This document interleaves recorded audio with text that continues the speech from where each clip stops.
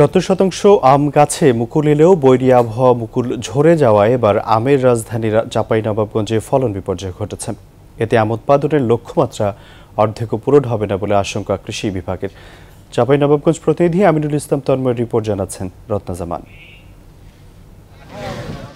এই মৌসুমে চাঁপাইনবাবগঞ্জে 21,060 হেক্টর জমিতে 24 লাখ আম গাছে মুকুল এসেছিল 70%। বৈরী আবহাওয়ার কারণে টিকেছে 30%।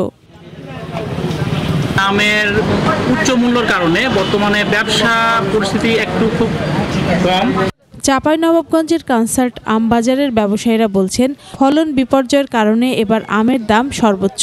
মৌসুমের সুমিষ্ট রসালো ফল আম সাধারণ মানুষের ক্রয় ক্ষমতার বাইরে।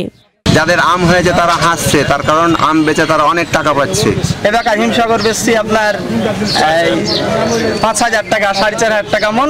গতবার ওই হিমসাগর বেচছি আপনার 1,500 টাকা মন। প্রাকৃতিক কারণে আমের ফলন কম হয়, বাজারে আম কম উঠেছে এবং চাষিরা আমের দাম পাচ্ছে, ব্যবসায়ী খুশি এবং চাষিরাও খুশি।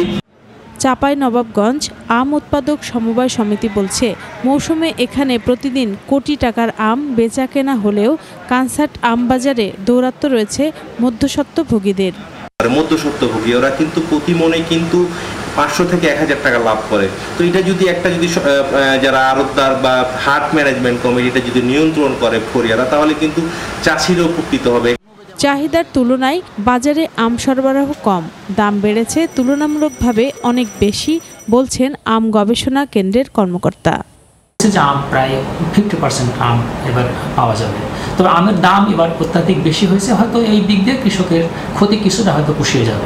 কৃষি বিভাগ বলছে, এই মৌসুমে 70% গাছে মুকুল এসেছিল। আম উৎপাদনের লক্ষ্যমাত্রা নির্ধারণ করা হয়েছিল 4.5 লাখ টন, যার অর্ধেকও পূরণ হবে না বলে। রত্না জামান, 21 টেলিভিশন।